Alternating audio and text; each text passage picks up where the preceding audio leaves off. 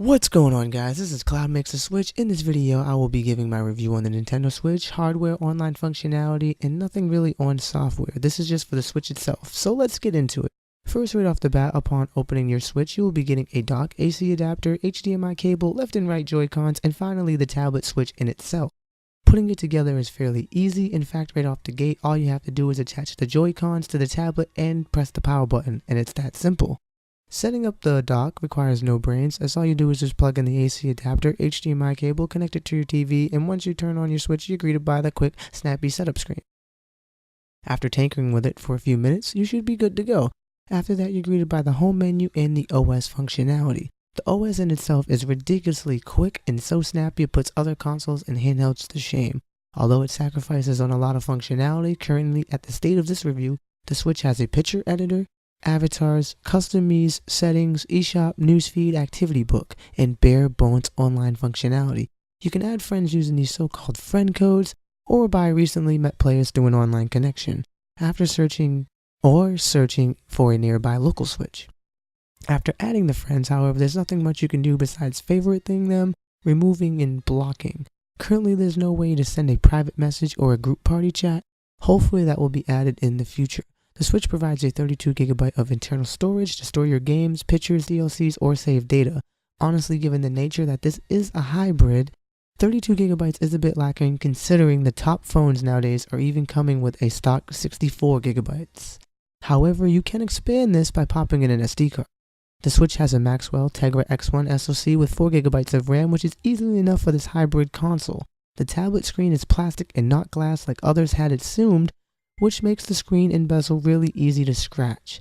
I highly suggest picking up a tempered glass screen protector. There's been rumors of the dock scratching the screen, so having the tempered glass protector will cause you no worries. To keep on topic of the screen, the Switch's screen is gorgeous on the go in portable fashion, whether you're in the house playing it on the couch or actually going out somewhere and having time to kill. It's 720p, but it looks fantastic nonetheless. Putting the Switch in dock mode does upgrade the resolution depending on what game is being ran on it, so it is capable of downclocking and overclocking when it seems fit. There's a little kickstand on the back, but we're not going to go CNET here, and we're just going to let that be. It works.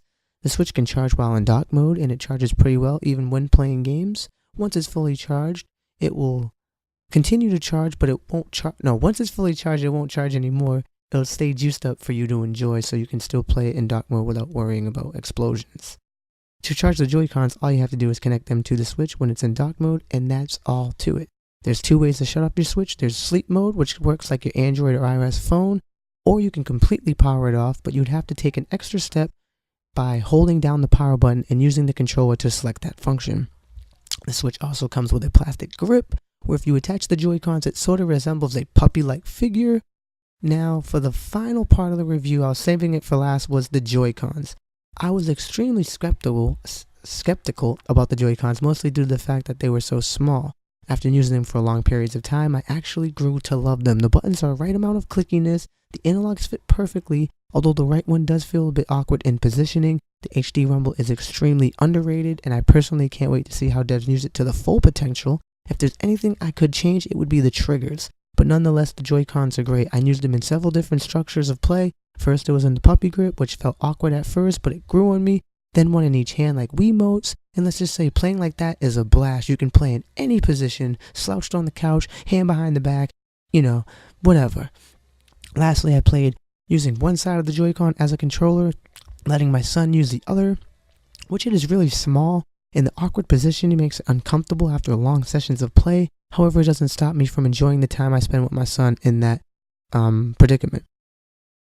Lastly, the Switch's battery life on the go can last you somewhere between 3 to 5 hours depending on the game being played. Now, that could be a problem for most people. It could not be a problem.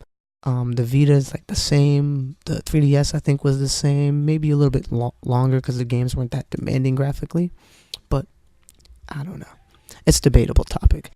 So with that being all said, on a 0 to 10, with 0 being completely garbage and 10 being perfected, my review for the Nintendo Switch lands a 7.5 out of 10. Now, this doesn't mean it's a bad console, because games is what matters, and this is just hardware, But going by review standards to this day and age, and being a critic and a game reviewer, or a reviewer in general, I want to keep it real. The online functionality that's lacking, the storage space that's lacking, the bare bones OS, the 720p screen with a swaying battery life, I just have to say that. I know the reviewer from IGN has a lot of hate for his review, and maybe a 7 is too low considering what's packed in this console, but unfortunately, after messing with my Switch, and I had it since launch, I'm really giving it the benefit of the doubt here.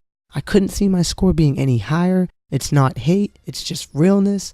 So I'm Cloud, and even with my review, I still made the Switch, and I still feel the console is a great console. I just need some updates. It needs some updates, and sorry about that. And the games is what's gonna matter in the end of this console's lifespan.